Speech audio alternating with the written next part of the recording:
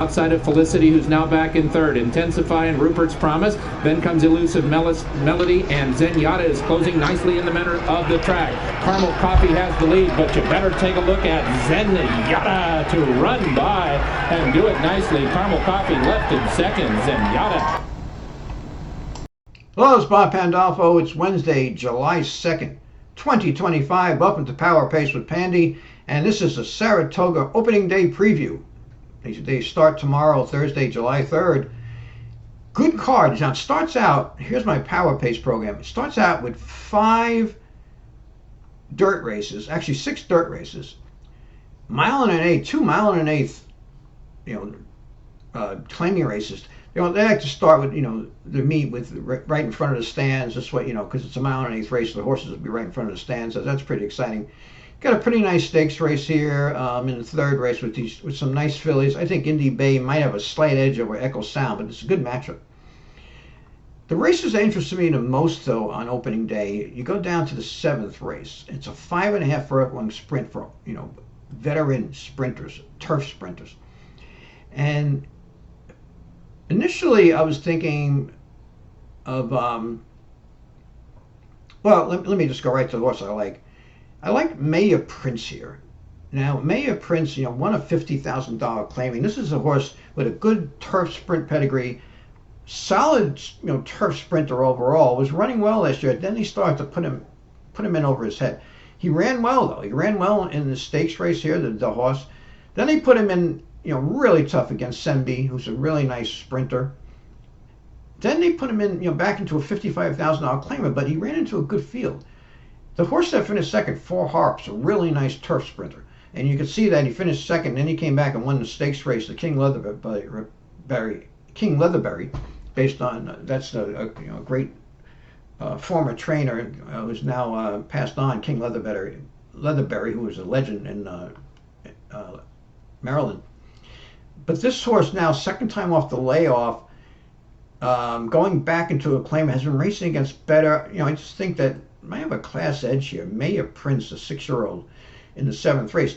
Another horse that interested me on this, competitive wide open card was in the 11th race. Oh, no, I want to talk about the 7th race first. We do have a 2-year-old race, 6th race. We do have one 2-year-old race on opening day here. 5.5 furlongs.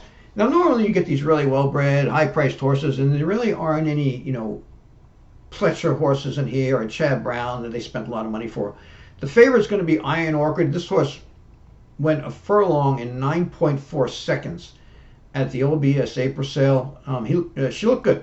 She galloped out well. She looked quick, so they spent $500,000 for her. That's a lot of money for a horse with this pedigree. She's bred mainly to run long. She's a New York bred. It's not a great pedigree really to spend $500,000 on a horse, but they like the way she looked. Obviously, when she blew out, that quick 9.4, she's probably gonna be tough to beat here, even though she's bred to run long. Danny Gargan is not known for first-time starters, but he's good with 2-year-old first-time starters. He can definitely pop one of these at Saratoga, and she's may have a pretty big advantage here because there aren't that many well-bred horses or anything like that in this race. I put Salt Princess second. She's bred for speed. She has a good foundation of work. Donks can be tricky in 2-year-olds. He can be sneaky in 2-year-olds up here at Saratoga.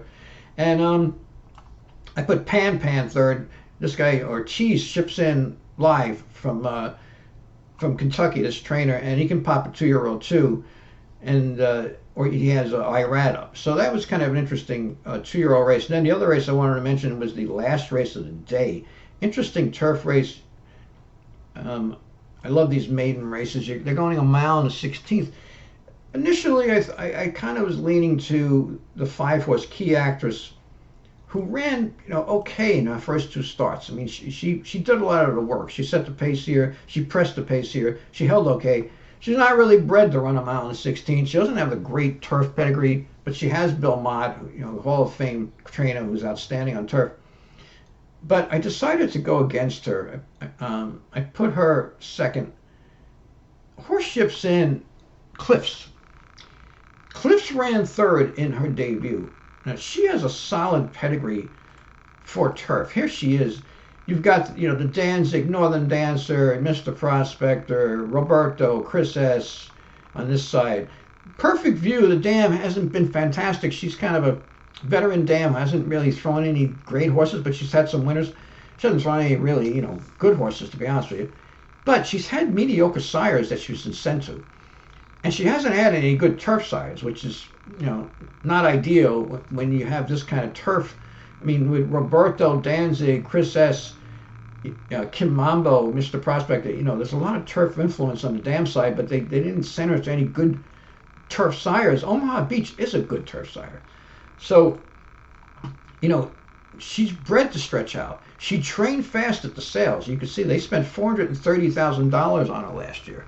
So she also was very quick at the sales. That's a lot of money to spend for a horse with this pedigree, because it's a decent pedigree, but it's not, a $430,000 pedigree. But again, they show a lot of speed at the sales. Now this horse, though, it looks like that speed that she showed at the sales showed up on the racetrack, because her first start, she was in a field that went 108-4. The horse that won that came back and won her next start, and 9 winners were won. The horse that finished second, Spun Candy, came back and won her next start. So 6 fillies have run again out of this maiden race, and 4 of them have won. 4 out of 6 have won. Out of the 6 that come back, run back, 4 won. Big key race. Not surprising. Very fast race. Good trainer, Sherry Debeau, and she's good with second. She's good really across the board. She's good with grass. She's good second time out. She gets a great turf rider. Stretching out, bred to stretch out, bred to switch the turf. So I think, to me, Cliff's was the one I wanted in the 11th race tomorrow, out of that huge key race, bred for turf, second time out. So should be a good meet. It's going to be a long meet because they're starting early. I'd appreciate it if you subscribe to my channel. It's free. That really helps me out. And I'm going to have more reports from Saratoga. It's going to be an interesting meet. And I appreciate you tuning in. And if you have any comments about any of these races or about the card or Saratoga in general, please leave them underneath here. I'll put a link to my website. And lots of luck during the meet. And thanks for tuning in.